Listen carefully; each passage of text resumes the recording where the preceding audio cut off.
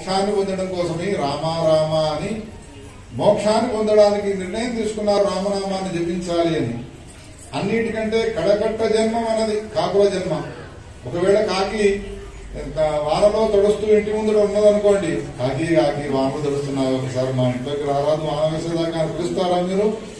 దారి తప్పేది కనుక ఒకవేళ మన ఇంట్లోకి వచ్చిందనుకో, తెల్లవారు అయ్యేవారి దగ్గరికి పోయి అయ్యా కాకి ప్రవేశించింది ఏం చేయాలి?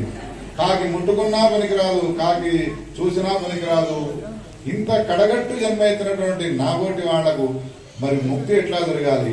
కాకులన్నీ సమావేశమై అయోధ్యా నగరంలో మునులు ఋషులు ఏ నిర్ణయాన్ని తీసుకున్నారో మనం కూడా ఆ నిర్ణయం తీసుకుందాము.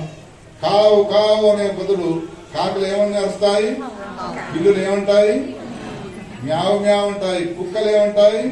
ఇవన్నీ వీటన్నిటి కూడా పరమ తాత్పర్యాలు ఉన్నాయి అధ్యాత్మ శాస్త్రంలో.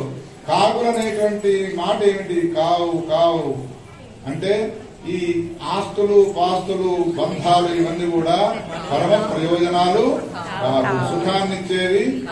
అందుకని రక్షించేవాడమైన రామా నీవే మమ్ములను కావు కావు కావు అంటే రక్షించు అని కూడా అర్థం ఉన్నది. అంత పరమ తాత్పర్యంతో అరుస్తూ ఉంటాయి. ఆ సమయంలో అవి తీర్మానం తీసుకుని ఏం చేస్తున్నాయంటే రామనామాన్ని జపిస్తున్నాయి. రా లక్ష్మణ అంటే ఇప్పుడు లక్ష్మణుడు రాముని అడిగినాడు, నేనో ప్రశ్న వేస్తే నువ్వో సమాధానం చెప్తున్నావు ఏమిటన్నా? కాకి దాహం వేసి నీళ్లు తాగడానికి వెళ్లి ఎందుకు వెనకకు తిరిగి వస్తున్నది నేను ప్రశ్న వేస్తే ఈ కథ అంతా చెప్పుకుంటూ కూర్చున్నారు ఏమిటి అంటే